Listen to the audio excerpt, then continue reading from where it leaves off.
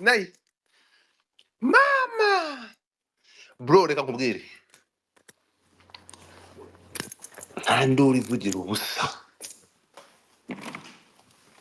finally intambara imepata mwelekeo. Aya musharing space iyi space irabaha amasaha 24 ndabarahiye sinza kuyikuraho. Niko Ruto intambara ayihaye icyerekezo ahita yishyiraho n'akadomo ngo pa. Ahangaha dukeneye umuntu ukora indirimbo y'igihugu. Ninde muntu dushakira indirimbo y'igihugu? Ahangaha harakorwa indirimbo y'igihugu. Nitumara gukora indirimbo y'igihugu hanyuma nkeneye kubona Trump yohereza ambassador. Dukeneye kubona nuvuga ngo kapitali za Bigoma. Niko mwe mwitegereje kapitali na Bigoma, kapitali raba mu wundi barayishyira kapitali bayitwara ingungu. Kapitali bayishyira mu misozi y'Imasisi bahubaka umujyi umeze nka New York. Agomba kubakwa umujyi umeze nka New York ndabarahiye.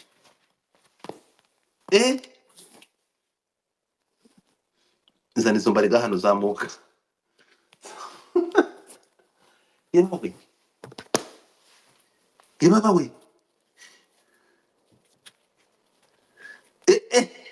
Umva ko mushyiraho comment, umva ko habaho gupima. Bro ibi ni ibintu ni izina ry'Imana ikintu kizabatungura muzasanga na Kirombo iyi kope yaragirimo. Muzasanga Gisegeti iyi kope yaragirimo.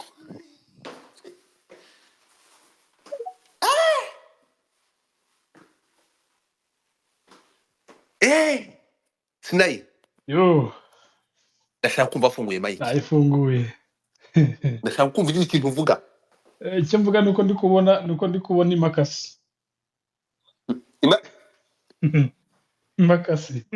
Buretse gato. Mungu wangu. Ndi kubona Kenya Airways imanuka, nkabona amabanki hariya za Access Bank. Niyihe banki igikomeye muri Amerika? Musharing live. Musharing iyi space muze tuganire. Finally.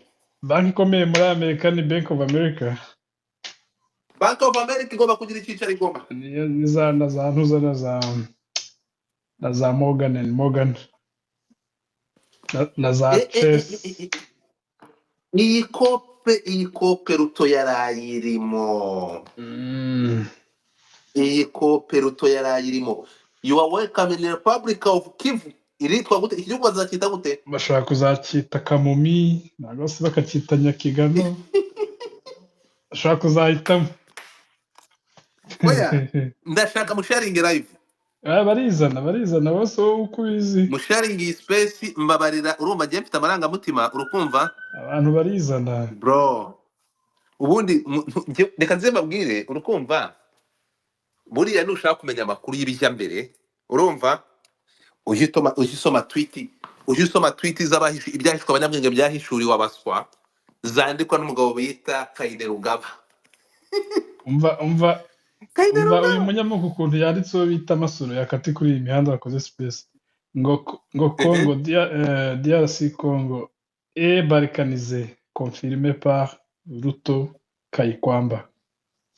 Nukuvuga ngo ahangaha Ruto kugira ngo arabishimangire urukumva yahise yohereza n'undi mu ambassadeur Kinshasa. Musharing live. Ahize yohereza undi mu ambassadeur he?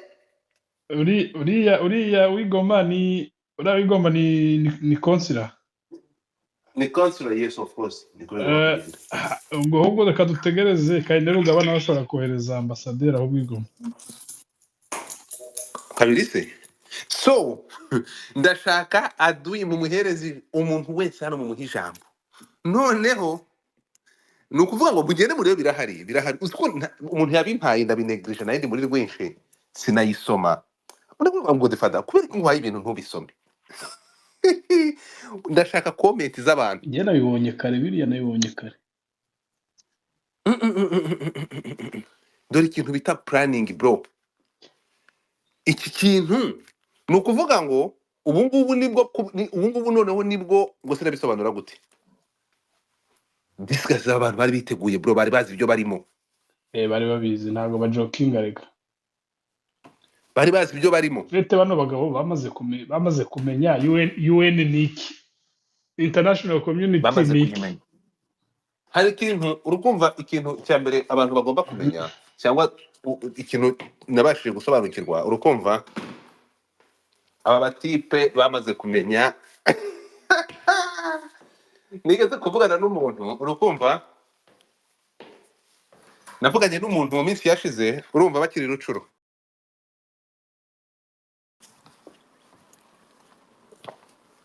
urukunyumva mani,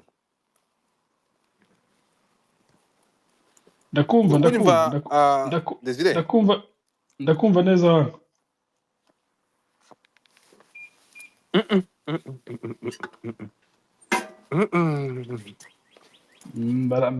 mbega bashizeho pwe ya nyuma.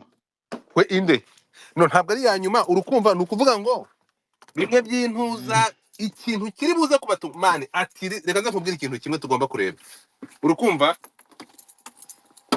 turaruhutse, turaruhutse ubu ngubu nibwo wavuga ko at least icumu ryunamuwe. nabiri mu nzira. Uriya mugabo yakoze ikosa, yakanze ku ntuza, yakanze ku mantuza y'intuza ye baba we. Do you think ko nyuma y'ibi ngibi, ndashaka kugira ngo abahanga n'abasesenguzi baze kudufasha, ibi ngibi biza bisubira inyuma? Ofete nubwo byasubira inyuma ariko position bambi icyerekezo kiragaragara. Ndavuga ibi ngibi biza bisubira inyuma buriya. Oh, you mean ibiki mama yake politike muyirekera ba nyirayo, ibiki bidasubira inyuma, politike muyirekere ba nyirayo bro, politike muyirekere ba nyirayo. Uriya musaza yaravuze, urumva uyu mugabo yaravuze atangaza, uyu mugabo azaba umuntu w'ibi. Ntabwo uri kunyumva? Ubu biragarutse, yaritangiye gucika. Ntabwo uri kunyumva Sinayi? Ubu ndakumva neza, yaritangiye gucika ariko ubu ndakumva. Ariko uranyumva? Yes. Reka manze kamanze ntangiye space ahantu, ga space kanze ngaha abantu ku buryo ngira audience nubwo amasaha yagiye. Harya wa mudamu w'indwanyi yo muri Uganda harya umwitande. Wa mudamu w'indwanyi yo muri Uganda harya ninde mwigeze kutubwira ubushize? Uravuga uwuhe? Harya izina rye ninde? Uyu mudamu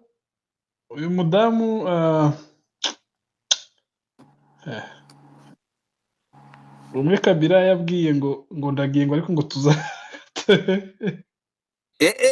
twumvikana ikintu kimwe ugomba gusobanukirwa. Uriya mudamu urukumva bro, uyu munsi nta mpamvu yo kutabivuga, urukumva ubu ngubu sinakongera kunyura mu migani cyangwa navuga amazina mu mazina. Uravuga urayabwiye 2012. Muracyakeneye kumwumva mu migani se cyangwa ubu ngubu umuntu yaturika? Imigani ni iryoha cyane. Yaramubwiye yarabara nari ngiye kubivuga.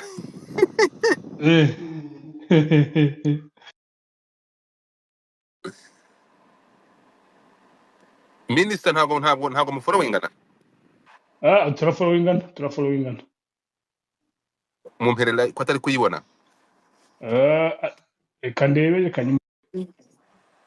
yimuhe ndagira nti ni ukuvuga ngo urukumva genda urebe tweet Kainerugaba yakoze ejo bundi.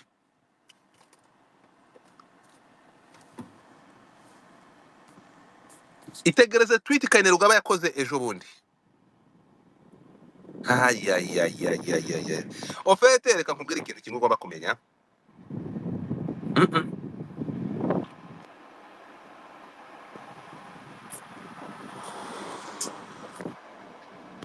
ntabwo igaragara.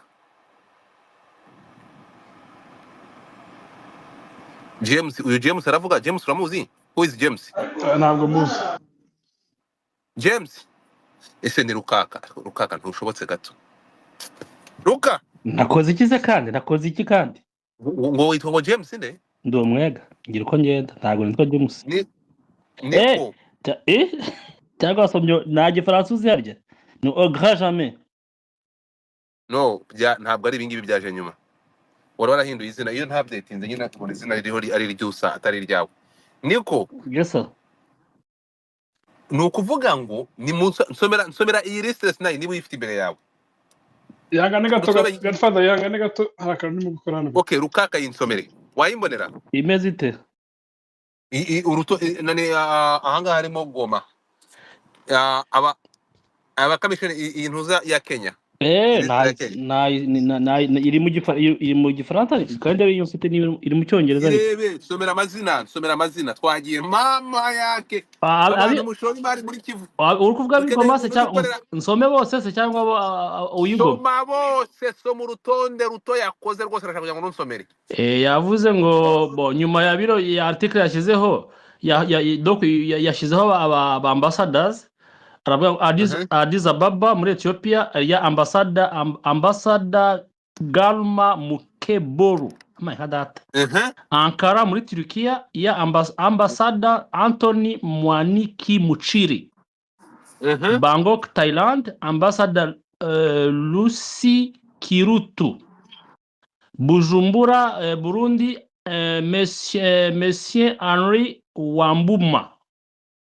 Dar es Salaam Tanzania ambassador Catherine Kirumba Karemu. Dublin Ireland ambassador George Morara Orina. Jakarta Indonesia Mr. Abdilrashid Salah Abdil.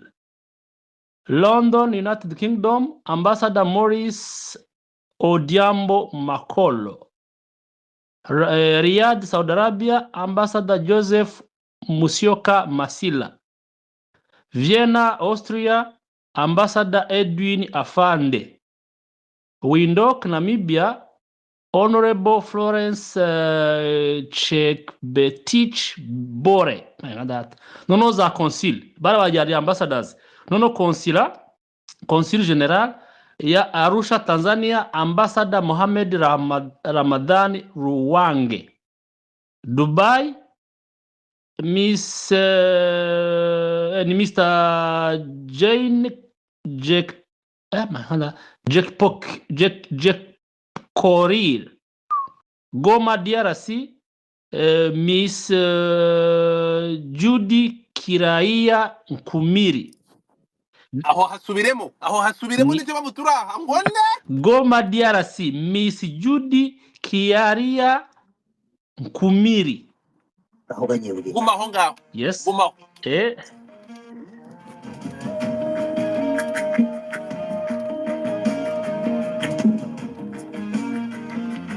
Ariko hari na Kinshasa. Umuretse. Umunyamurenge kandi wacu ni murambo. Umunyamurenge kandi wacu ni mujombo.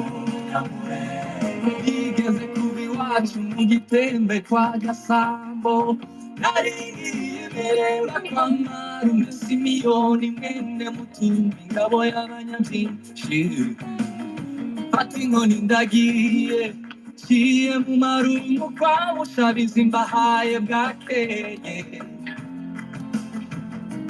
Fata Nyantwari na Kirumba ndara mugatanga kwa Mutanga. Mugatanga kwa Mutanga wabasegenge bambaza amakuru babwiye Muyaha babwiye Muyaha.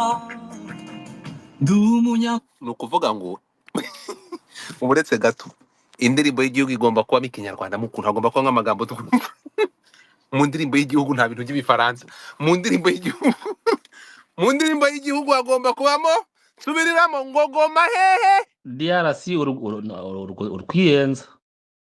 subiramo ngo okay subira nyuma ho gato subira nk'inyuma gatatu nka babiri hanyuma itugera igoma DRC Ariko se bito byawe hano yavuze ngo consul ni 3 my friend hariho aha Arusha Tanzania, Ambassador Mohamed Ramadan Ruwange. Dubai Miss Jane Jekporil. DRC Goma DRC Miss Judy Kiaria Kumiri. Goma DRC Yego.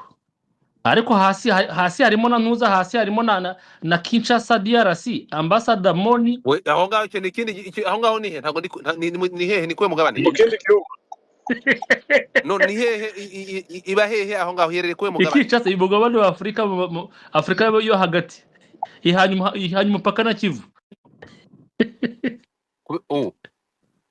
Okay come ngo hitwa Oya donc hajavuze yukomeje hepfo haso ngo ni deputy heads of mission hariho Berlin Germany ni Mr Mohamed Amin Sheikh no Kampala Uganda ni ambassador Kipgosgei Torotich Kinshasa DRC Ambassador Moni Manyange. Kinshasa DRC ofate ni Kinshasa naho hari ambassade na hari akaba konsili Kinshasa ne Kinshasa iba iherereye hagana ni iba niyo kwa Gisenyi ni mugabane ni kuri Afrika ariko si Godfather na rwose ibyo ngigye rwose se bro. Let me tell you something. Urukumva aba bagabo barafuraninga urumva ntago bura nta kintu cyo kivugira ubusa. When people came here bakavuga ngo iyi niyo ntambara ya nyuma bro, reka intambara ya nyuma. ariko Godfather hari umuntu wajya guhora utubwira buri munsi tegewe nzasura kuri space nzavuga wenda yaratebyaga ariko wenda gusura kuri space ariko atigewe nzishimira nakwitwa umunyakanada nkitwa umundi sinzitwa umukongomani nzitwa umunyakivu. Ari hano hasi ambabarire ambwira amarangamutima ye simuvuga ariko nabishaka arazamuka kandi n'umusaza n'umupapa twemera ambabarire ari kunyumva ati nzishimira kwitwa umunyakivu iyo Kongo yanyu muzayigumane ndagusuje anyway arabizi we nibyo rya mu hubwo butumwa oya ni wacu heza nta wundi wabivuze simbi niba ari we ako wasaga nawe yarabivuze CP ubusi wabivuze hasi we yewe ni seruvu niyo wabivuze uyu we yarazinutswe bro yaravuga ati narebye byinshi n'amaso yanjye anyway so oya twifite mu mitwe mani so reka magira ikintu kimwe finally na space yavugemo ndayibuka reka mbazindimo abantu muze kuzamuka space raza kubiri open buri muntu mwabyakiriye mute mubibonye mute ibi bintu ngiyewe ni muza kureba buriya ntabwo Kayine Rugaba nyuma yuko avuga ngo ashaka kurongora Mutesi Jolly abikora maze gutambutsa message ikwiye. Ejo bundi yakoze tweet mwarayibonye mwabonye tweet ya Kayine Rugaba avuga ngo ibintu byadoha n'umwanda ngo ibyo bintu ngo of course mwarayibonye narayibonye ngewe nuko tabonye indi uracitse sha uracitse sinayi uracitse gora internet kayisa gora internet so urumva rero gahunda iteye irya nkuko muri kubibona ahangaha nukuvuga ngo iki gihugu bagiye kukigabanamwe imigwi erega n'ubundi hari nigeze gukora space ndavuga rero ibi bora aho bigeze mureke Kongo bayigurisha buri muntu bamuhereza yigendere urumva Kongo bayigurisha buri muntu bamuhaye niko nukuvuga ngo ntabwo byashobokaga gukunda ibi ni ibintu biba byarapanzwe ubu ngubu byararangiye ndakubwiza ukuri n'abayobozi bazayobora hano hantu hamaze kuboneka at least abantu bahumeka ko Godfather abantu bahumeka ubundi ku bantu basoma amakuru wenda batajya nuko bajya banga ngo uhisha abanyafrika bahisha mu bitabo iyo usomye Mm. hari amaripoti cyangwa se amakuru agenda akubita hanze ukabisoma ahantu byanze bikunze iriya Kongo nujya muri seyiya harimo udukuru tugiye ducaracaramo biranagaragara ni ibintu bano bazungu bari barabikoze kera bari barabirangije nubwo ahubwo ikibazo ni uko twebwe tuba victime nicyo kinambabaza jewe ariko cyababaza n'undi wari wese ufite umutima. Ruka uri kunyumva? Ndakumva papa. Okay, narimo mvuga Yego. mu nama Putin yagiranye na Trump amasaha 2 bayageneye uburyo bagiye kugabanya Ukraine, andi 2 bayagira uburyo Kongo bagiye kwica mu bice. Iyo nkuru turaza kwitambura mu kanya. Ni byose ibyo nabyo byari birimo. Byose ibyabaye byo wari uzi ko birimo se? Yabara Putin ndaza gushaka uburyo namuhereza akanyana. Turaje tuyarambure mu kanya.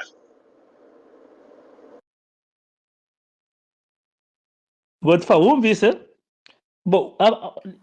Ibi ubushize reka mbabwire ikintu kimwe mugomba kumenya. Urumva Rukaka Sniper yarabikomojeho, ibi ni ibintu bitabaye uyu munsi. Urumva mu izina ry'Imana reka nkubwire muzatungurwa nimusanga ibi ngibi iyi kope na Tshisekedi ayirimo. ari we boss wayo ahubwo. Iyi kope muzasanga Tshisekedi ayirimo. Kabila 2012 arasa Bravo 5 akarasa Makenga. Ntabwo nongera kubita abagore, reka mbivuge mu mazina yabyo. Yafashe telefone ahamagara umuntu umwe mubo yaraje, ntabwo wundi bivuga izina rye haracyari kare. Aravuga ngo bitakwira mwihorere ngo n'uwacu mwihorere nta kibazo muri ubu. Uwo ni ambassador nisukanaga yari ambassador wacu. bro unyiciye umunsi urakakubwa n'umurugo. Uyise nde? Yese bitakwira ejo bundi azita bagosora.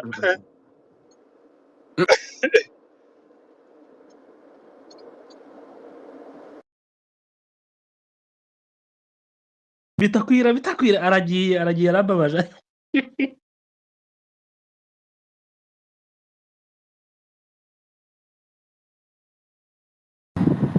Muranyumva cyangwa ni okay. Yo telefone watuzi irasimbutse ivamo mu mugarure agiye heze. Komo mwirukanye bitakwira murambabaje rwose. Nta mwirukanye. Oya pe. Nakatsindwa n'Imana. So rekaze mubwire ikintu kimwe. Oya vana iryo zina bro, vana iryo zina kabisa. Mbabarire, vana iryo zina. Urakoze cyane muri ambassador. Afazari yashiraho muri ndozangi.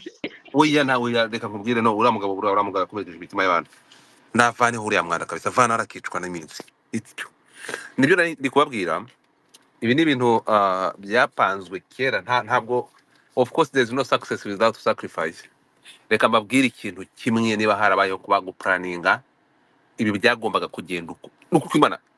Reka mbabwire at least mwebwe, reka mbwire abantu muri aha ngaha niyo hari kuzaba ibiganiro bimeze gute.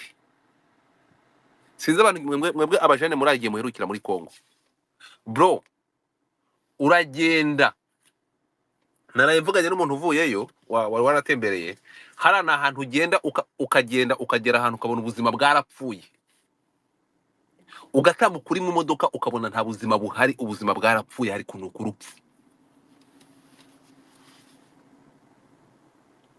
Ukuntu ndi kubabwira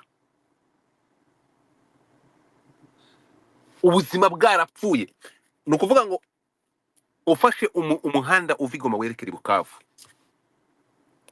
hari ahantu ugera ukabona ubuzima nta buzima buhari, ukabona ntabwo uri mu isi, kandi hatuwe utambuka hari abantu, ariko ukumva uruhu rwakuvuyeho, nta buzima buhari. Urumva? So finally ibi bintu ntabwo biteguwe nonaha, ibintu ntabwo biteguwe nonaha, ariyo mpamvu buriya nta intambara yose ibintu nk'ibi ngibi bigira ibintu ubuzima bw'abantu bitwara bro. Nta nsinzi itagira ibitambo ndabarahiye. Ibi bintu abantu batandastandinze nabivuze kera cyane, abantu batabashije kureba ngo bapime barasi ikirere bareba ibijya mbere, n'ubuzima barabutakaje. Iyi ntambara nababwiye ngo umunsi yahindutse ikaba intambara iri seriye, byagaragariye amaso ya buri wese. Mama yake na muzala mama Kabila bro, Kabila ni profile nini. Kabila ntabwo yahubutse kurira indege akazi Goma, urumva. Kabila ari mu bantu ari mu bakire ku isi. Kabila ari mu bakire ku isi.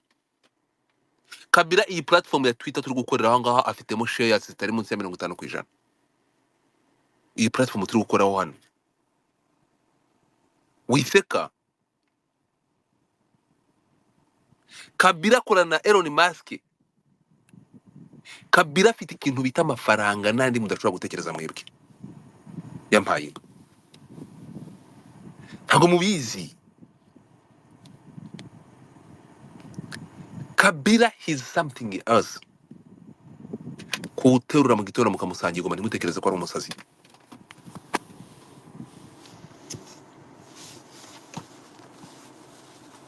Izi project zo muri space Kabila ashyize nk'amafaranga.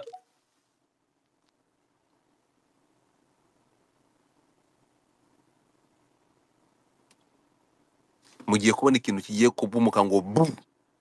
Reka mbereke kugira ngo murebe, ntabwo ari mu minsi mike murajya kubona bohereje abandi ba ambassade muri Katanga.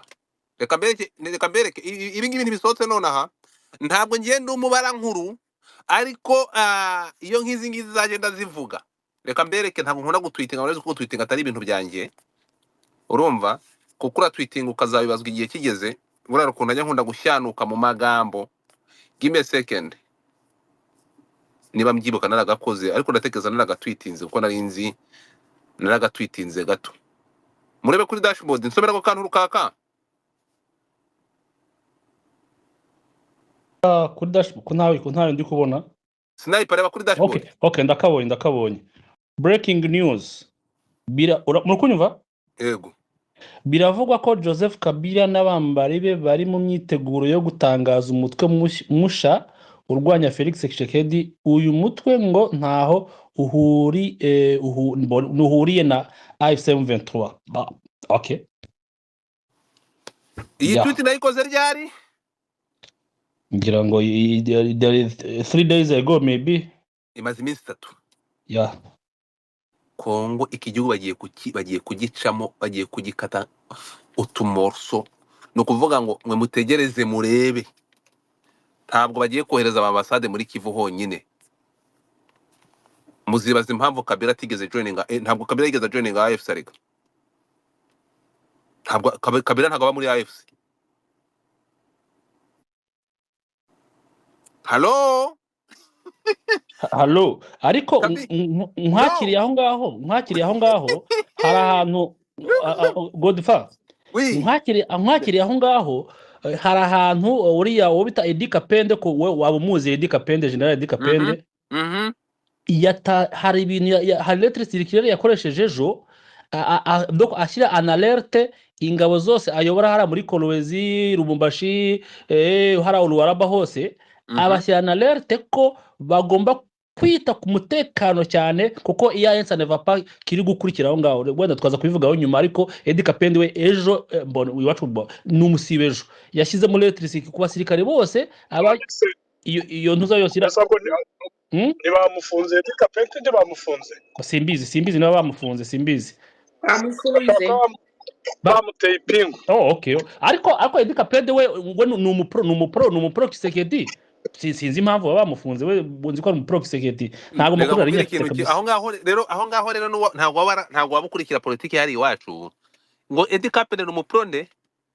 ni umuprokisegeti uzi impamvu nabyita umuprokisegeti wenda naba nibeshya ariko kuko yafunzwe na Kabila imyaka kuva mu 2000 na kangahe kugeza ejo bundi avuye ku butegetsi. Kisegeti amukora muri prison, agenda amuhiraka ya general major, ahita namujyana muri Lubumbashi kuyobora hara hepfo. Sinzi niba ubizi iyo ngibyo, niyo mpamvu ngiye reka mwita nkubwire umuprokisegeti. Edi Kapende urukunyumva Yego nibyo yagambaniwe, ntabwo yagambaniwe na Kabila gusa, kuko nujya kureba Edi Kapende niwe bashyizeho urupfu rwa Kabila mukuru, ibyo urabizi, bamukatira igihano cy'urupfu sinzi impamvu atishwe.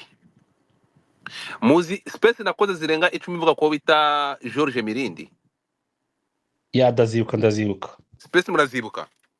turazibuka George bya Mirindi byose. nawe uvugwa mu rupfu rwa Kabila ariko watorotse wabaga Sweden. Aba bantu bagiye bazira urupfu rwa Kabila mukuru, ntabwo abangaba ntimuzigere mubatandukanya na Kabila muto.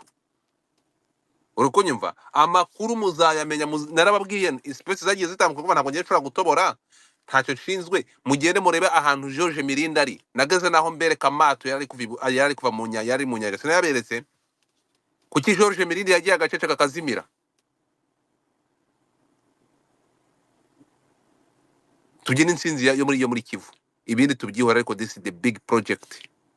Tubyina insinzi yo muri Kivu, reka tukakuva muri Kivu, reka ama boss muyiyobore, ntituve muri Kivu, ntaza gushyanuka kandi nta makuru mfite, mumbabarire space muyiyobore.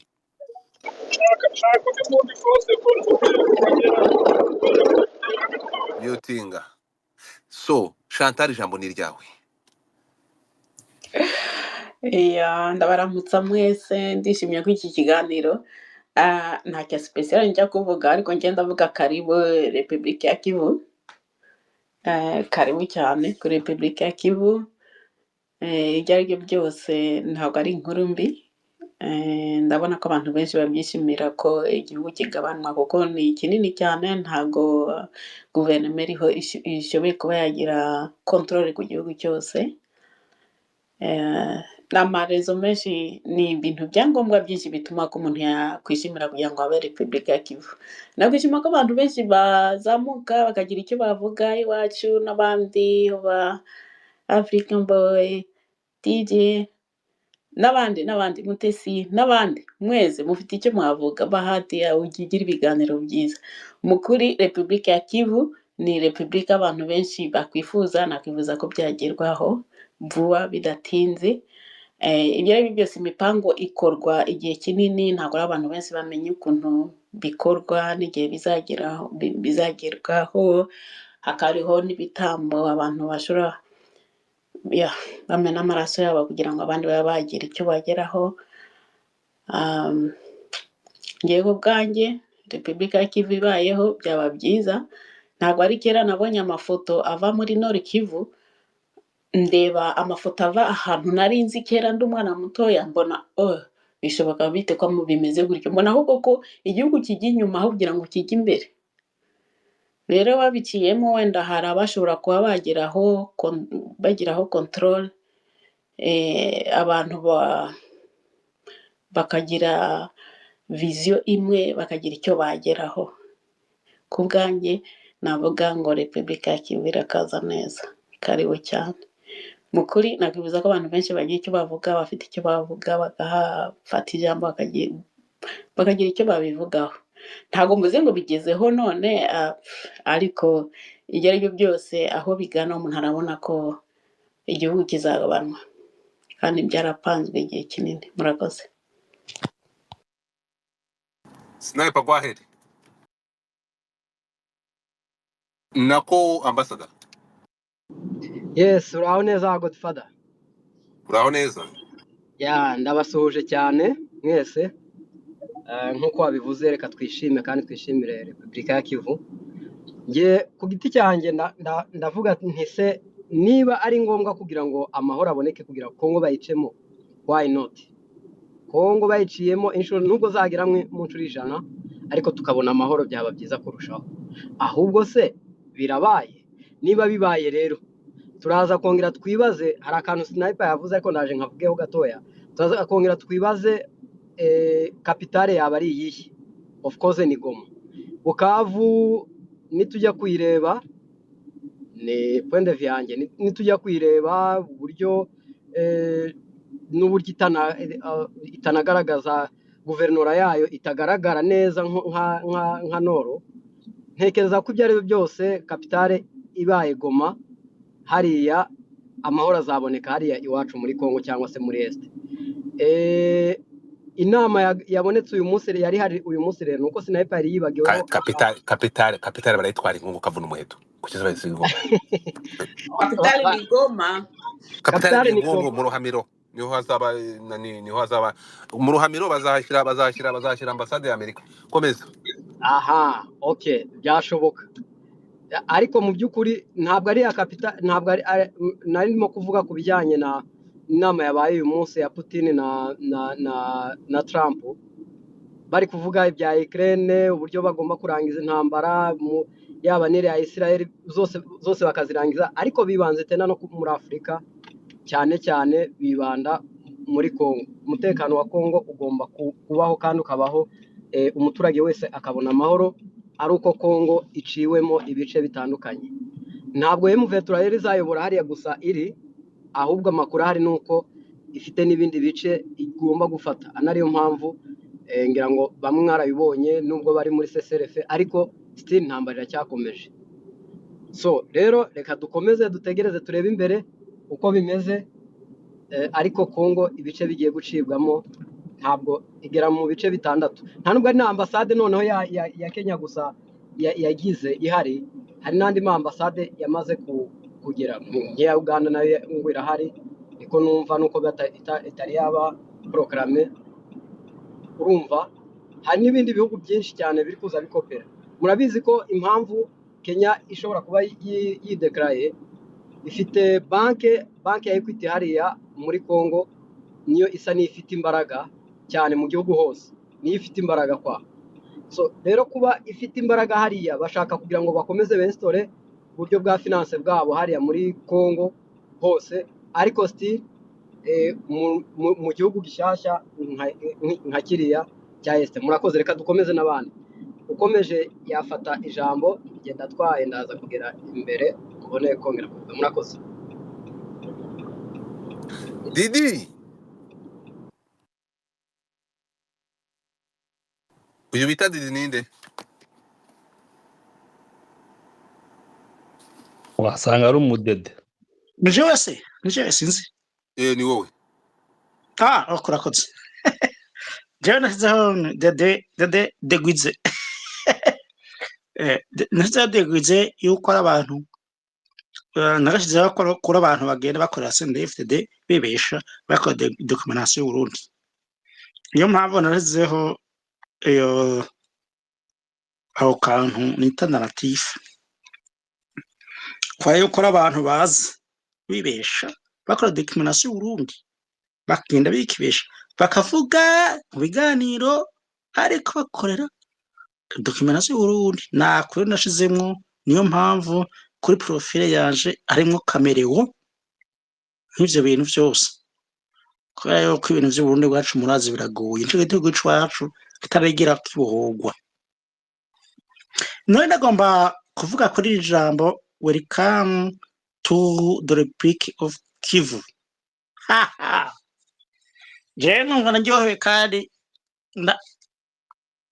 ndafise umutima uryohewe, ufise umutima uryohewe cyane, kwa yuko n'igihugu cy'iwanyu reka igihugu cy'iwanyu rero muze gukoresha umushaka igihugu cy'iwanyu, ariko kandi muga ikintu jewe nemera neza je gituma nshikira AFC M23 nta discrimination haba iwabo, nuko icyo gihugu ca welcome to the Republic of Kivu nukuvuga neza ko abantu bose bangana n'abandi, nta gisumba ikindi.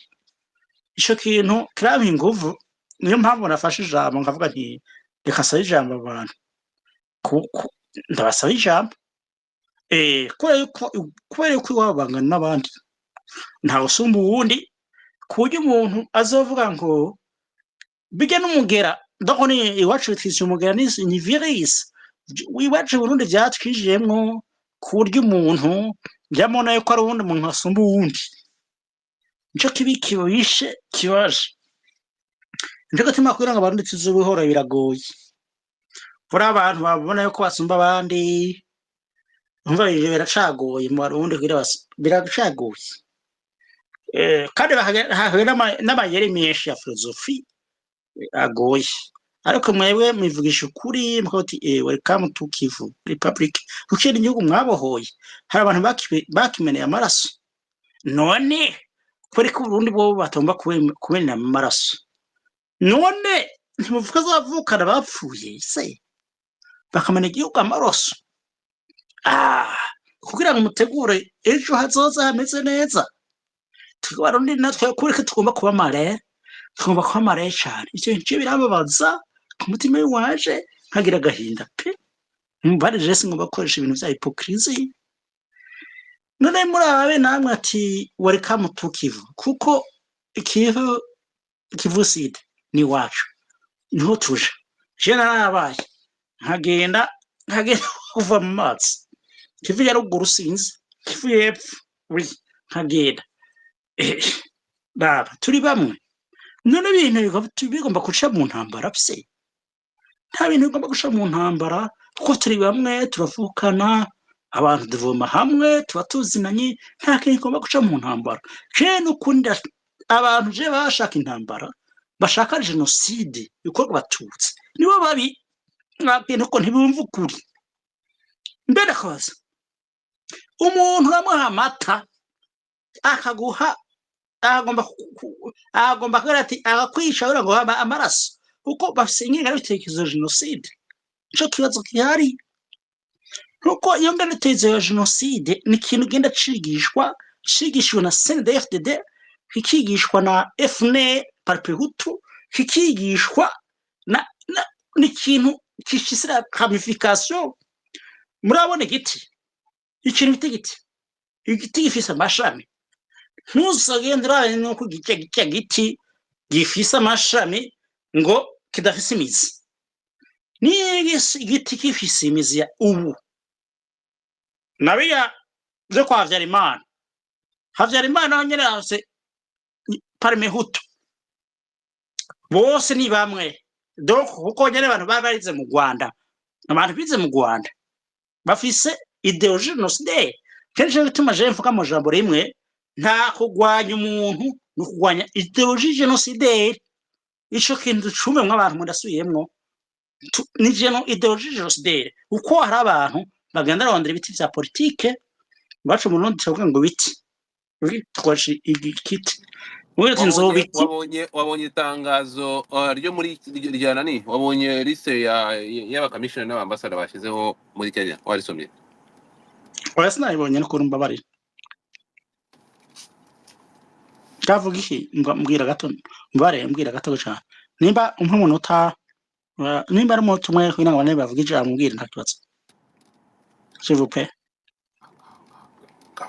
ufata urangiza ivyo jambo ntajya nabonye ariko kimwe gusa jewe ikintu cyo ndavuga je n'umuntu wa mbere ngwana ideologie genocide ntangwanya umuntu ngwanya iyi topic turi kuvugaho ishingiye kuti cyangwa kuti twari turi kuyivuga wayakurikiye ikiganiro turimo oya je ndabona yuko ngaha welcome to the Republic of Kivu kore yuko ngaha hari abantu kuko ngaha hari abantu duhura mbare nta kibazo harakuru duhura ngaho umuntu abakoresha who is next akanyemerwa impamvu abantu banyanga bampora kutihangana kwanjye genda umanze wumve topic turiho numara kuyumva uraza kuzamuka tubwira ijambo thank you so much wimvanga iza kumvanga twakomeje who is next Rukaka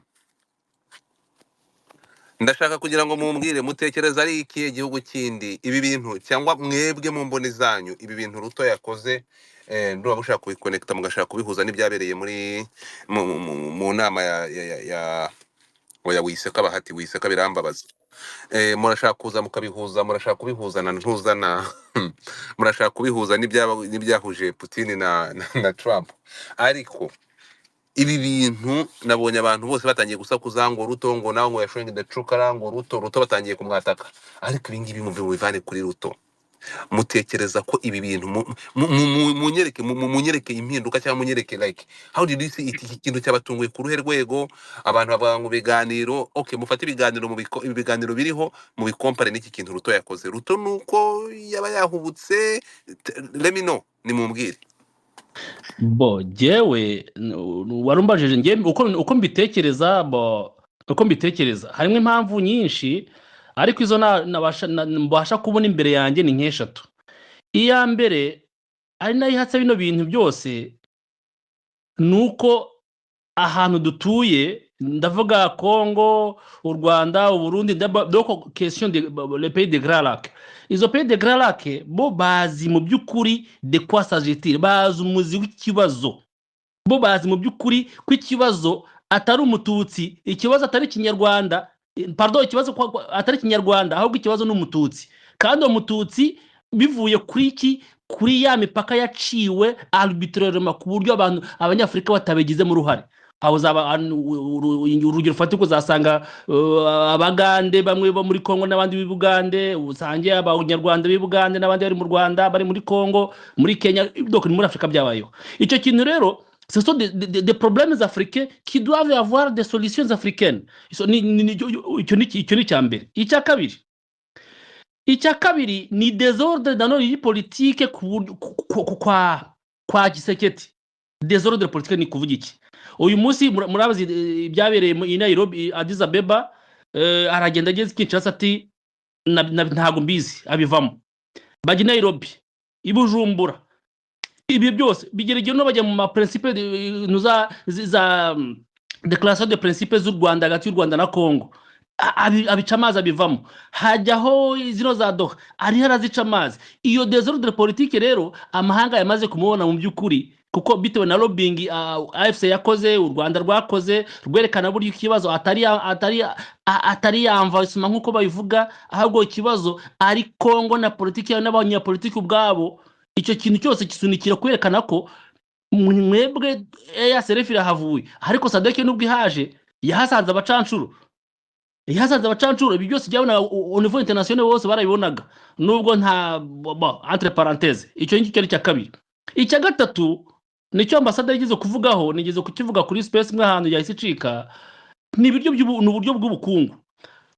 Turabizi neza ko hariya ahantu umunsi AFC ahantu ifite ntago hari munsi ya kilometero kare 50. Ibyo 50 harimo ibintu byinshi. Ibintu byinshi niki d'abord hari nk'abaturage atari munsi ya 20 cyangwa 25, uwo n'umutungo uri gupfubuza uri kuzerera. Icya kabiri mwibuke ko hari ahantu AFC ifite, ngira ngo ni most moda muri Congo ho hafi ya hose, harimo ubutaka, ubwo butaka buhari bwera, ariko nyuma yo hejuru ubwo munsi y'ubwo butaka bwera harimo n'amabuye. Ayo mabuye arakenewe hehe inshuro nyinshi. Muzasanga amagambo abantu bavuga, ndamukotinga uko yabivuze, His Excellency y'u Rwanda yavuze ati aya mabuye muri ko mutubwira twe tuyabona caha, kuki mutavuga abo ngabo mukavuga twebwe, nyamara mwe muyatwara. Icyo ni entre parenthèses. N'ubijyana rero urasanga wa mubare w'abaturage uri hara muri East bose Kenya, kuko ifite iyo avantage yo kuba iri ku nyanja, bazakenera petrole. Iyo petrole izaca muri Kenya, nica muri Kenya izajya kugabura muri East ya Congo. Ntago bazategereza ko petrole ijya kuva ijya kunyura muri Atlantic, izaca muri Ocean Indien. Uca muri Ocean Indien Kenya ni gumarembo. Nose igeze ko bari harire Tanzania yonyine, kandi nabo bikeneye. Icyo ni ubwo bukungu rero bukujyana kugira ati niba abaturage bari hariya bakafite finance zabo zikaba ziri mu buryo buri hasi, ugasanga iyo bita Equity Bank irakorera muri Congo hose, uyu munsi ari igomira funze. Ugasanga iyo bita Kenya Commercial Bank KCB nayo irahakorera muri Congo. Ugasanga iyo bita I&M Bank nayo ifite shares ziba muri nayo irahakorera. Ibyo bintu byose rero abanyakenya ntago babyirenza ingohe, mwibuke ijambo Ruto yavuze, yaravuze ati bari abatipa ni abanebwe, bari abakongomani ni abanebwe, mwebwe izo nka zanyu mworora inka, ayo mata cyo gusha bari abakongomani bose ntabwo yabivugaga. Ibyo bintu byose rero ugasanga urumva kuri cya mbere ni bya bibazo akarere ko bimeze. Icya kabiri navugaga jewe ni probleme ziri politike muri Congo zo guhindagurika no kumenya icyo badashaka gukora icyo batazi. Icya gatatu ni ayo masoko mu by'ukuri Kenya igomba gufata, kuko n'Uganda yaranabikoze ifungura imipaka, muzi uko byagenze. Ntabwo rero Kenya nk'umuntu mu acteur kandi principal ugomba gusigara inyuma, kandi akabaza ibibazo mu by'ukuri uburyo bigomba gukemuka. Wakwitira ko byaba boss rero abapolisi bakuru bashyizemo ingufu, ntabwo kugira ngo binjirara muri sinzi ko kudeloja F723 nubwo wazi uri umunyamerika hamwe ke baba bashize bose, ariko ntekereza ko nabo bakoresha politiki wenda ingufu zikazaza nyuma, ariko nubwo zaza ingufu ntabwo twapfira gushira. Ntekereza ko ingufu rero atari wo muti kudeloja M23 ndiko vuga, ahubwo kudeloja iki leta ikumva ko mu by'ukuri igihugu ari cy'abantu, igihugu atari ibiti. Niko nge mbitekereza, nizo mpamvu eshatu niko nge mbibona. Nashoje sinzi niba muri kunyumva. Okay, bahati gwaheri. Godfa uranyumva? Yeah, thank you. Urakoze topic nziza rwose. Ukakarakoze nawe rwose ibitekerezo byiza. Nje rero mfite ukundi mbyumva ubwo ngire ni byiza buriya amakuru ufite nuko iyi konsila ntago ari ubwa mbere ije Goma, isanzwe ihari actually, isanzwe ihari. Icyo ni ikintu kimwe navuga kuko yashinzwe muri za 2022-23 rwose yari ihari konsila. Ahubwo twibaze konsila ikintu Rukaka yaravuze gikomeye wenda cy'ingenzi, Igoma hari abaturage b'Abanyakenya bahari, zira banki zihari, kandi konsila zisavinga abaturage b'icyo gihugu. Akenshi konsila ifite amaserivisi yamwe itanga nyine of course n'amapasiporo n'amatravel document ku bakozi, ku banyagihugu baraho aho. Noneho rero ikintu twakwibaza, ese ubundi konsila ni imwe isanzwe ihari muri Congo yose? Ariko kigaragara hari indi nabonye, hari indi consulate nabonye yindi ihari ubwo abazi muri Congo murambwira. Konsila yindi iba mu wundi mujyi witwa, ubwo murakora research hano, niba ari bayita no mujyi witwa, ndaje nyishake mu kanya ndabibabwira. Ariko uriya perezida wa Kenya Ruto rwose mbese we yafunze umwuka, njye nabyita ko yafunze umwuka, kubera ko niba buriya muraza kubyumva mu minsi iri imbere, buriya ambasaderi baraza kumutumiza, Kinshasa baraza kumutumiza, buriya baraza kumutumiza. Ariko wenda ambasade ifite uburenganzira kuba yafungura gufungura consulate mu mijyi ishatse bitewe n'inyungu z'igihugu. Ariko nyine ni step nziza, njye nahita intambwe ikomeye nziza, nubwo konsila ku bwanjye si ubwa mbere ifunguwe, isanzwe yari ihari wenda itakoraga neza. Bayifunguye mu gihe cyari umutekano mukeya, security, ariko of course ubu ngubu hazamo buriya harimo n'indi target uyu mugore imuzanye muri hari Goma. So twakwibaza why now aribwo bongeye kuyisubukura, ubundi yari yarasinziriye. Rero bitewe na tensions zihari z'ibibazo biri mu karere n'iki, kuba biriya mu Ruto no kuba akoze iyo geste akanoma agashyiraho n'umujyi wa Goma azi n'ibibazo bihari na situation, kandi situation ihari ubwabyo it's a good sign.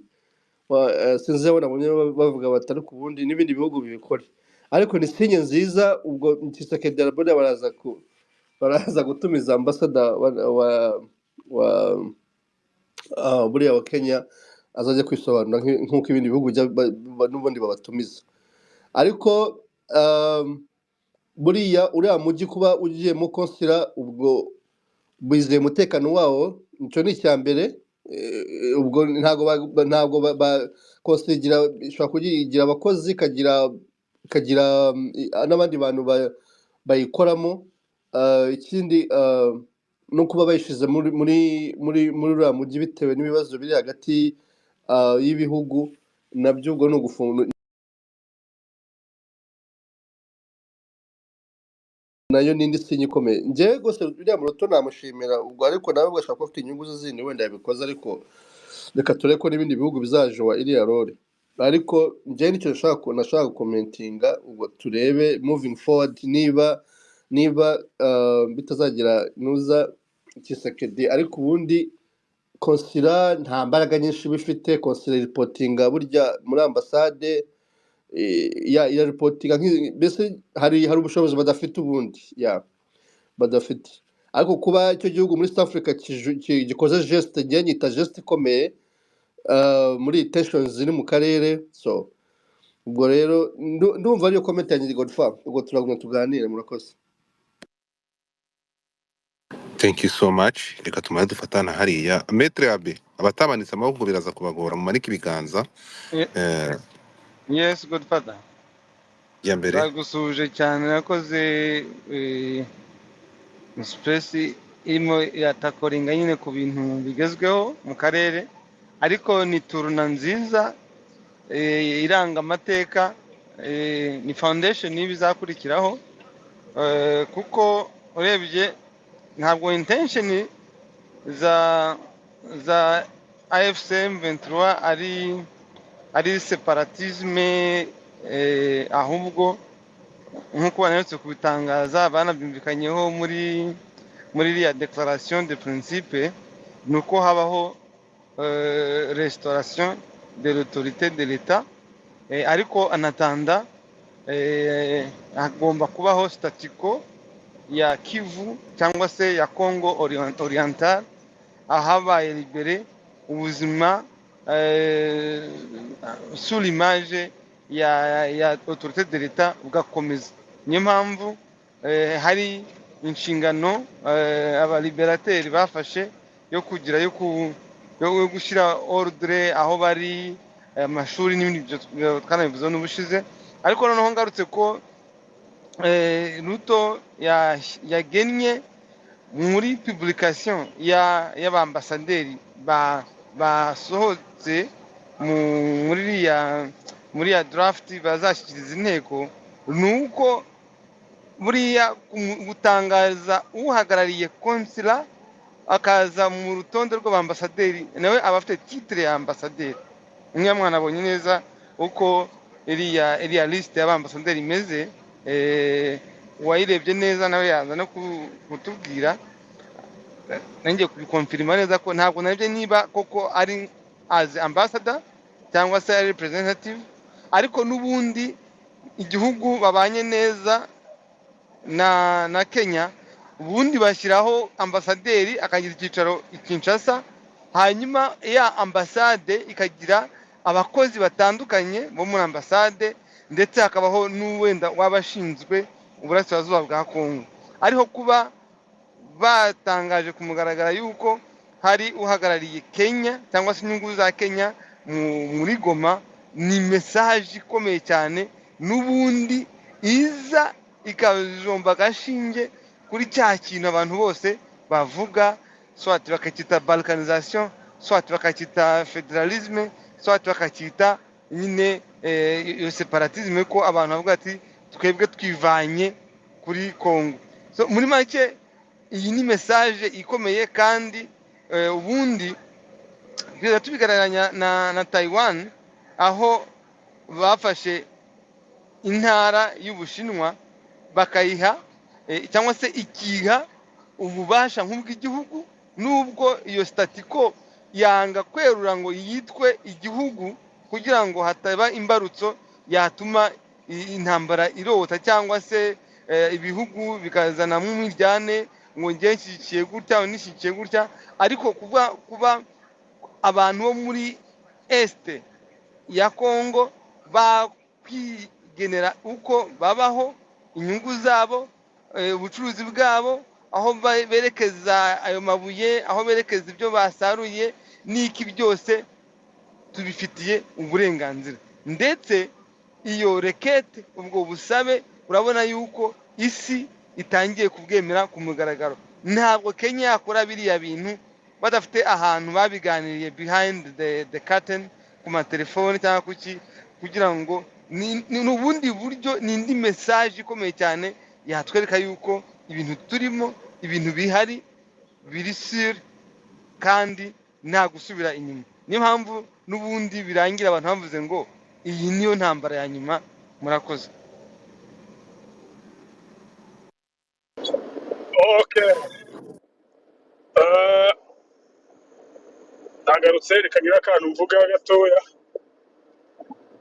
Icyo twese tuziho ni uko Kongo ahantu iri hari ibihugu ihana imipaka nabyo. Bivuze ko amahoro ya Kongo agira contribution ku bukungu bw'ibyo bihugu. Intambara za Kongo zigira contribution mu kugwa kwa ekonomi z'ibyo bihugu.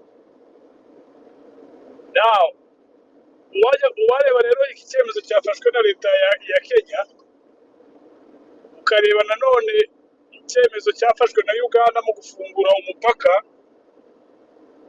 u Rwanda narwo rukaba rwaraprofise hari hakaba amahoro, umupaka ufungurwa ugakora 24/7. Mu by'ukuri ugiye kureba bisa naho ibi bihugu bituranye na Kongo byafashe ikibazo mu biganza byacyo, ibiganza byabyo, kuko nibyo biri gutakaza. Naho ngo buri wese none atangiye gukuramo ni nk'aho batangiye kubona nuko ndi gukoresha na termiyo itariyo, ariko ni nk'aho batangiye gushwanyaguza igihugu kugira ngo barebe ko ubukungu bwabo bukomeza gukomera bukaba imitamenwa. Noneho ikibazo reka tukiveho tujye kuri Kenya. Kenya iri mu bihugu bya mbere abanyakenya babaye victime y'izi ntambara. Ugiye ukareba ari umunyakenyakazi bigeze gufata, uwo nguwo yaburiwe irengero na n'ubu, ngira ngo yari umushoferi yatwaraga ikamyo, ngubu yarabuze. Hari undi bigeze gutwikira muri Uvira, ngira ngo yes nuva ari Uvira, nawe baramutwitse bavuga ngo ni umututsi. Hari n'abandi benshi, hari amakesezi menshi yagiye agaragaza ko abanyakenya n'abagiye baba victime rimwe na rimwe y'ibi bintu. Dutore akaba n'umuntu nanone wagaragaje impamvu y'izi ntambara, agaragaza n'umuti kandi agaragaza n'uruhande arimo. Kuba rero yafashe icyemezo ntabwo itangaza kirimo yabigaragaje kera, ntabwo ari abantu babitindaho ko ni ibintu byavuzwe kera. Nimba igihugu cyarananiranye, ubwo abantu bagomba gufata ibibazo mu biganza byabo, bagafata iya mbere mu gukemura ibyo bibazo. Kandi nanone ntabwo AFC M23 ariyo yagenda ngo ikemure ibyo bibazo yonyine, nayo ikeneye abaparteneri bagomba kuyifasha, kandi ntabwo bagomba kuyifasha for free, bagomba kubigiramo inyungu mu byo bakorera. So rero tugomba kwimbracinga ibyemezo bigenda bifatwa n'abayobozi bamwe na bamwe. Nayo nakongera mu ry'abandi nkavuga nti ibihugu byose nibireberaho, ahubwo bagaragaza uruhande rwabo. Nimba ari ukubaka igihugu cyose bikorwe, niba byanze igihugu bagikatemo ibice, ariko abantu bagira imigenderanire, bakorane, bungukirane, business zigende neza. So iki cyemezo ngiye rwose I salute uyu muvandimwe. Ikindi wenda umuntu yakwira ni uko uyu nguyu nawe nk'uko mubizi nawe ni umu businessman, ni umuntu ukora business cyane, umwe n'aba Trump. Ni business oriented, ni umuntu wahereye kera akora business. Rero kuba yafungura birazi azi target, afite icyo ari gutagetinga, ashobora kugiramo inyungu giti cye nangwa se n'igihugu cye kikagiramo inyungu. Urumva ari byo nshobora kuvuga muri makeya. Waba afite ijambo akeneye kuvuga yafata ijambo, ariko twibutse ko mugomba kuyamanika akaboko kugira ngo tuze gukurikiranya. Karabaye yavuze ra no Karabaye yego muvuga jewe ni wowe yego muranyumva yego murakoze cyane, ndabashimiye abantu mwateguye ikiganiro, welcome to the recap to uyu mugabo ntabwo azi ibyarimo bana, uyu mugabo ntabwo azi ibyarimo, ugiye kongera kumva nga mungire mumanure. Inde No, come bamuzamuye. on, Inde bamuzamuye. namanuke man. Namanutse mbashimye express. Cyapfa. So bamuzamuye hariya. Anyways, abana bandi bafata ijambo tu. Bati, Sniper, nakubaza akabazo yes. bijyanye n'ibyo wari uvuze, ariko ubwo ariko honestly nk'uko abe yabivuze neza muri gahunda ya IFCM twongere ngo gahunda yabo no kugira Kinshasa ari ukuba igihugu cyacikamo ibice no kuba bakomeza bagafata Kongo yose. Ibiri beneficial ni ibi, honestly ibiri beneficial ni ibi. Ibiri beneficial nuko igihugu cyakomeza kikaba kimwe. Exactly. Ariko ikibazo murayibeshye mu Ventura ntabwo yigeze ivuga ko ifite gahunda yo kujya Kinshasa gukora iki gushaka yonde. Siko nanga avuga Godfa abati gahunda ni Kinshasa. Nanga se ni mu Ventura, nanga ni uwahe? Nanga ni nanga. So rero yes, yeah. Gusubiza ikibazo cyawe, ibiri beneficial nuko igihugu cyafuza kuba united kikaba igihugu kimwe. Ariko ikibazo gihari ni kimwe, abavandimwe dusangiye igihugu ni abantu babigaragaje ko hari kominote imwe badakeneye, kuko iyo bigeze aho kurya umuntu ni ibintu biba bikomeye. Urumva rero nimba ibyo bintu byaragaragaye bisaba etude iri deep kugira ngo barebe ko mu by'ukuri abantu bagomba kubana noneho burundu nta uzarya undi. Nk'ubu ngubu si ukubeshya kugira ngo uzave Igoma ugere Kinshasa utembere nk'abandi bose byakugora. Ntabyo mbona rero biri gukunda hafi aha ngaha, ntabyo ndi kubona. Rero tugira amahirwe wenda ibyo byazavaho, ariko icyo umuntu yifuza n'igihugu cyaba kimwe ariko kitabaye kimwe, urumva nyine barikarizasiyo yo Sniper urakoze cyane. Ndabona ikiganiro kigiye kuba open, ndabona ba minisita bahagize African Boy Damien, karibu. Nge nk'uko nabivuze njyewe amakuru nashatse, iyi consulate isanzwe ihari pe, nubwo ngo yari isinziriye rwose. Hari n'indi iri mu mujyi wita Gombe, abazi muri Kongo ngo murambwira Gombe, niba ari Gombe sinzi ni umujyi. Gombe ni Kinshasa. Gombe ni Kinshasa. Ubwo rero konsila y'Igoma iraba ariyo ye konsila ya mbere irabibaye, ubwo ya mbere wayigoma. That was my question. Kuki Igoma ariho akaba nirajeste kuba yasohora urupapuro? Ubundi nje kuntu mbizi, ubundi konsila zindi nta nubwo ziba nominated cyane ngo bikabirize nkuko William Ruto yabikoze rwose. Uburyo afashe uriya mudamu akamushyira kuri ya lisite, nawe wagira ngo ni ambasaderi. Ubundi abakonsulate ni abantu rwose baba bafite some limitations y'ibyo badakora, batemereye kuba reportinga nyine kuri ambasade. Ariko uriya Ruto yizetseho igisasu n'ibyo navugaga, arashaka kuba ari hose, you never know, njye niko nabyita. Ariko bitewe na tensions zihari, Tshisekedi muraza kumva buriya baraza gusamoninga ambasada buriya baraza kumva bamuhamagaye wa Kinshasa. Niko Kinshasa bigenda. So guys, it's an open discussion. Tuganire turebe iyi geste se murabona ari biratuma n'ibindi bihugu biri mu karere nabyo bizana. Ibuganda se ndamenya ibyabo niba nabo hari nuse hajya yitwa Sukana ngaye nibize kuvuga ngo naho sinzi ibyo yavuze, ariko nka Uganda naho bashaka bafite nuza yabo. Minister karibu turahurira Goma, bimeze bite? Salama Bahati. Salama amakuru. Ufite nzamubona ikibazo ko ibya Kenya byitwa twabivuzeho kare. Okay. Nzamubona ikibazo warubajije Sniper, numva gusubije muri science politique.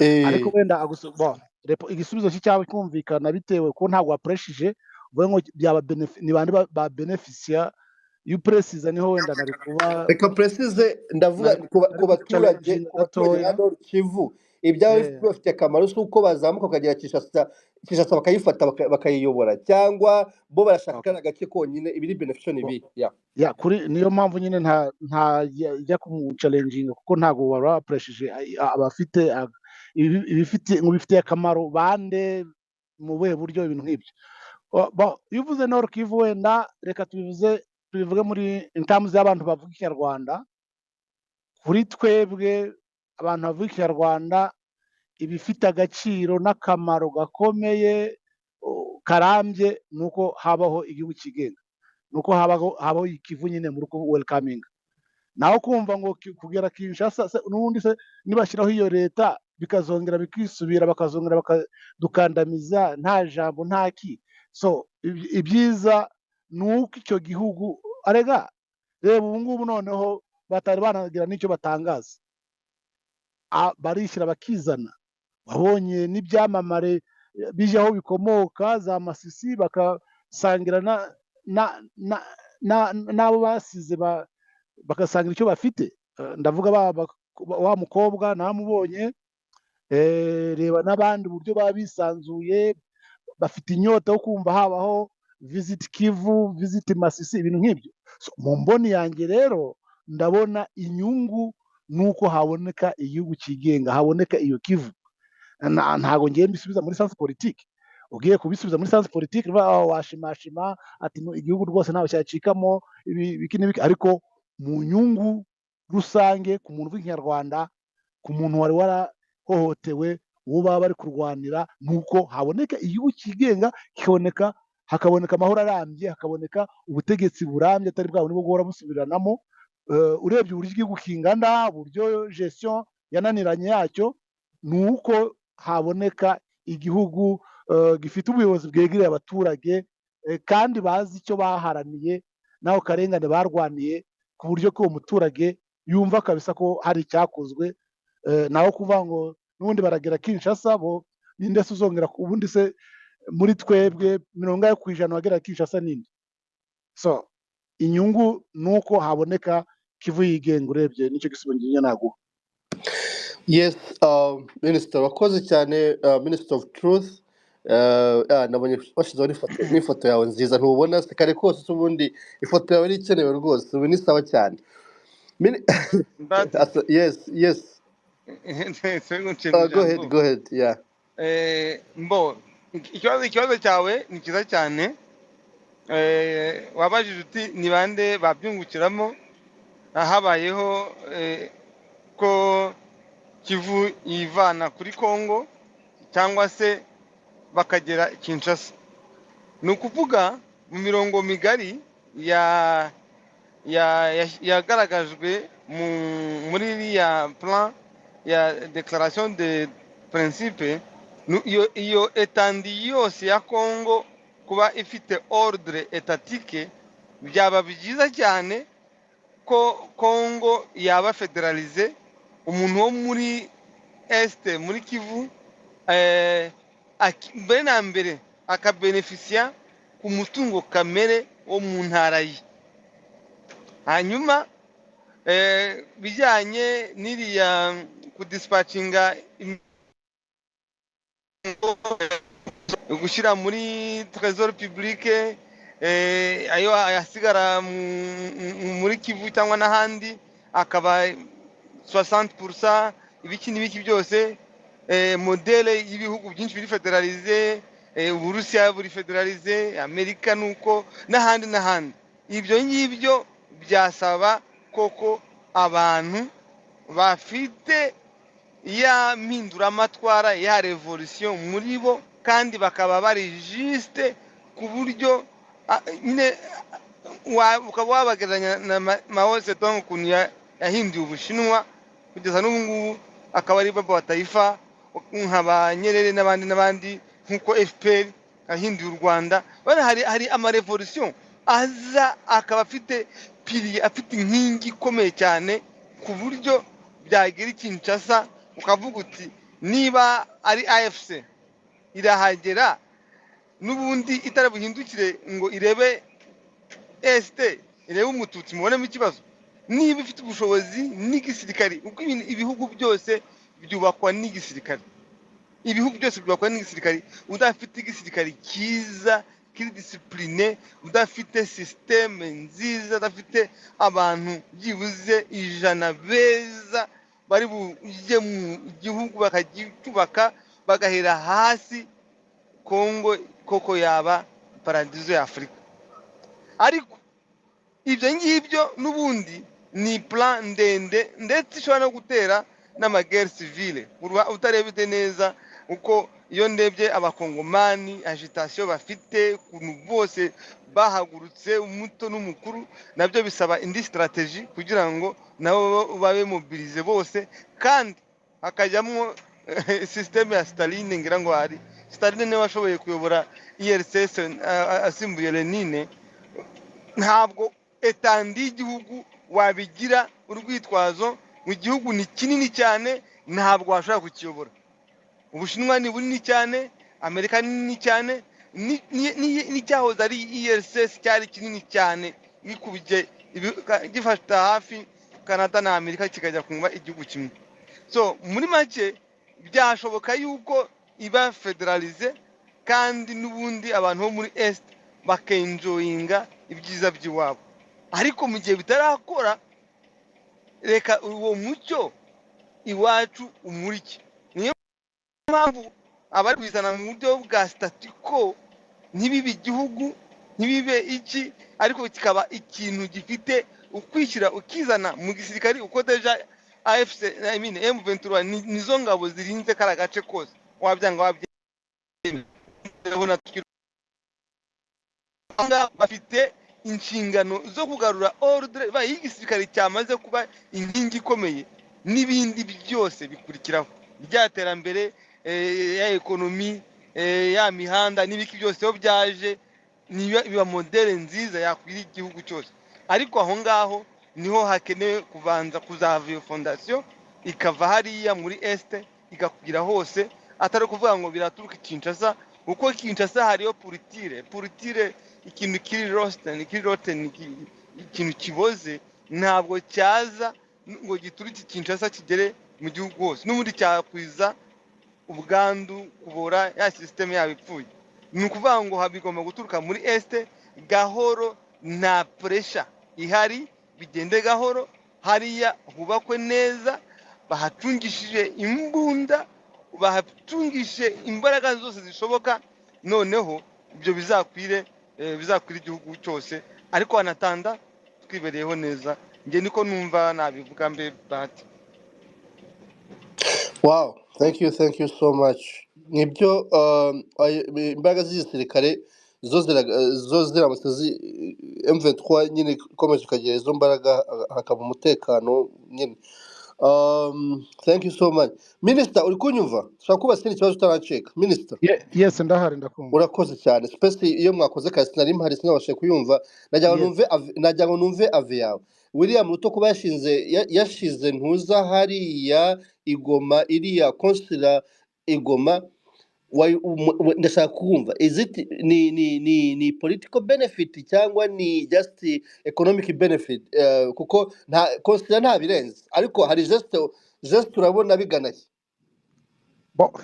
ngewe uko nabibonye ni point yanjye yo mbona nuko niba hatabayeho kumvikana na Kinshasa ko ntago nzi ubu ngubu cyo Kinshasa iri buze kuvuga iri buze kureactingaho cyangwa se bamaze kubivuganaho I don't know ariko tuvuge mbere mu ishusho yuko ari uko nabonye iryo tangazo ariko na Kinshasa yabonye iryo tangazo reka manze mpere kuri kote ya AFC M23 ni inyungu ikomeye cyane mu guhabwa credit mu kuzamurwa mu guhabwa icyizere so aho ngaho rwose nta utabibona ntitaye ko Kinshasa na Nairobi baza gukubitana imitwe ibyo ntago bindeba nta nubwo binareba AFC ibona uko n'icyo gihe bazaba bari gukubitana mu mitwe bazaba bari kuvuga AFC bari kwizamura byo byonyine kuba habayeho iyo initiative president w'igihugu akavuga ngo reka dushyireho konsila Igoma yarazi neza ko Beni ariho hasigaye hakora ubuyobozi bwa Kinshasa bagapresiza ko ari Goma, urumva byanze bikunze ni icyizere gikomeye cyane yahaye AFC M23. Ariko nitujya muri contexte diplomatique ya ni scandale ya diplomasi, kuko habaho kuvyora amahame mpuzamahanga n'amasezerano mpuzamahanga bagiranye. Kenya yagiranye amasezerano ya diplomasi, ibintu by'ambasade nka biriya, muri hari convention ibigena, convention ya Vienne irabigena yo muri 1963. So kumva ko rero bakoze ibintu bataba consulse cyangwa hatabaho approve ya leta, kandi bazi ko agace kagenzurwa n'umwanzi, ndavuga kuri kote ya Kinshasa bita AFC M23 umwanzi, urumva ko niyo navuga ko ari ya scandale diplomatique. Haraza kubaho byanze bikunze kubitana mu mitwe, relation iraza kwangirika ya diplomasi. Ikindi waruvuze ngo ese biri mu nyungu ya politiki cyangwa mu nyungu ya ekonomi. Shobora kuba biri mu nyungu, ndabirira mu nyungu cyane ya ekonomi, kuko Kenya yari ifite imiryango, yari ifite ibigo bikorera muri Goma na mbere y'intambara. Barafite amabanki, urahaza ama Equity Bank aba muri za Kigali yakoraga na za Goma, ndetse na Kinshasa ndakeka akorerayo. Afite n'andi mabanki yandi akorera ibigo bya finance byinshi byakoraga muri Goma. So urabona ko rero bashaka, ni nkaho nkuko mbivuze, niba batavuganye na Kinshasa, ni nkaho bashatse gutera ibuye mu gihuru ngo barebe icyo gihuru kiza kuvumbukana. Ni ukuvuga ngo ese dukore iyi geste, bikore turebe reaction ya Kinshasa, from that turebe turamuvinga forward, turebye reaction yabo. Ariko rwose ntago bakora ibintu bitari mu nyungu economique. Ibyo ni ibintu ni kirazira. Diplomasi na politique bijyana n'inyungu z'igihugu, byanze bikunze n'ibintu bigaragara. Nkaba nategereza ko rero nkareba niba izi analyse turi gukora ese nizo Congress iri bukore kugira ngo yemerere Ruto bari abantu ya propose zira konsera cyangwa ambassade. Ibyo ni ibintu umuntu agomba gutegerezaho. Tugomba gutegereza within 24 hours cyangwa 72 hours tukareba niba leta ya Kinshasa hari reaction, niba iri bugire kuri iyi decision ya Nairobi. So tekereza ko turukora analyse nibyo, kuko na ama space tumuganira, ariko reaction ikomeye twagombye kuyishyiraho cyane twamaze kubona approval ya Congress yemerera Ruto ko yahereza bari abantu izo nshingano koko, ndetse tumaze kubona na reaction ya Kinshasa, niho twakora analyse mu buryo bugaragara. Ibi ngibi turimo byo ni ibyo kuganira ntaha kangaye kwijana, kuko ntacyo turamenya icyari igishi inyuma y'ibi bintu byose, ko niba tutazi ibyo Kinshasa iri bugire, niba cyangwa niba bavuganye ntabwo tubizi, niba tutazi analyse na approval ya ntuza ya Congress, ntago byagorana Monsieur Bahati kuba umuntu yatanga concrete analyse ifatika kuri ino ngingo. Nicyo mbitekerezaho ngewe. Ariko by the way, nkuko nabitangiye mbivuga, ibyo byo nubwo byagenda kose, abafana ba Kinshasa bararana umusonga, baraye bataryamye, mujinya wabishe. Uko biri kose indeko ziraterana, guverinoma ishobora guterana, haraba amatelefone, barwaye umutwe. Ibyo rero y'abantu bahanganye, umwanzi wawe yarwaye, yamerewe nabi, wowe ufite ibyo ukora ubona profite kugira ibindi ukora, kandi uba wishimye nta kibazo. So ni insinzi rero ku bakunza M23, AFC ni insinzi kuri AFC mu ruhando mpuzamahanga muri diplomasi, kuko ni nkaho Ruto yabazamura ijambo, yabazamura ibendera mu buryo batari babyiteze. Asante sana.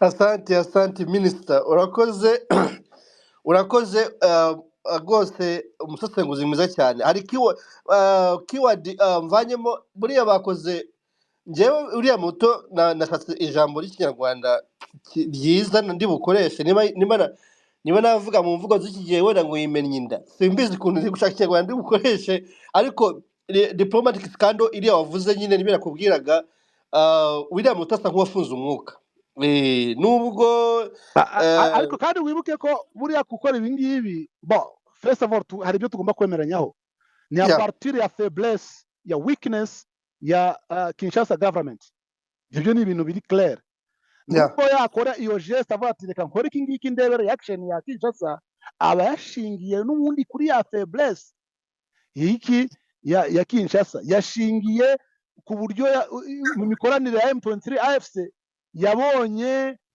uburyo we welcominze ntuza bindi kwita yabonye uburyo welcominze abayobozi bo mu karere ibyo byose bati why not yabonye uburyo yarekuye imfungwa bati batipe reka n'ubundi reka dukora ikindi gikorwa turebe uburyo leta ya Kongo uburyo yareactingamo cyangwa se tukaba turi kudansa ava la musique nkuko nabivuze wenda Nairobi iri byisobanuye ngo no ngo n'ubundi mwari muzi ko dufite konsira igoma ariko n'ubundi azajya gukorera ibeni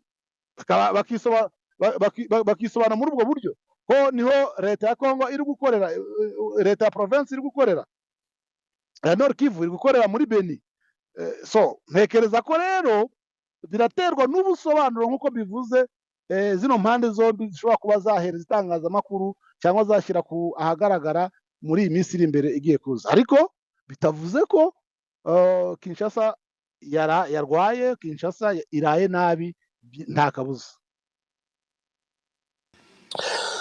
Good yes great analysis birumvikana abaje nonaha wenda bataza amakuru nuko perezida wa Kenya William Ruto yanominatinze consular igoma muzi ikibazo gihari kigoma kandi hari embassy ariko Kinshasa so byerekana ko ari geste nziza yuko njyewe ibi bintu ukuntu bifata rero minister amaherezo niba biriya bintu bya federalism muri biriya abantu basaba ko ntuzaya kwigenga no Kivu mbifata nkaho murabona kuri Palestine imeze Palestina ubu dutegereje kureba ya political games y'abazungu mu kwa 9 niba koko nkuko Ufaransa u Canada n'ibindi bihugu za Australia zivuga ziti tuzarecoganizinga kira nk'igihugu nka state ya Palestine mbona hari igihe kizagera rero ibihugu bimwe kuko bya bintu ntabwo M23 bizava muri kara gace byararangiye bizarangira rero buri gihugu kimwe kigiye kivayo kive mu kabati kivuye kiti ahubwo icyo mbona bahati AFC M23 iri buze gukora gutangaza iri wite isori tangazo welcoming urumva wo muri mu buryo muri official itanguranwa kugira ngo rwose yereke ko rwose ati twizeze n'ibindi bihugu rwose twankaraginga ibindi bihugu kuba byakunga byatera ikirenge mu cya Kenya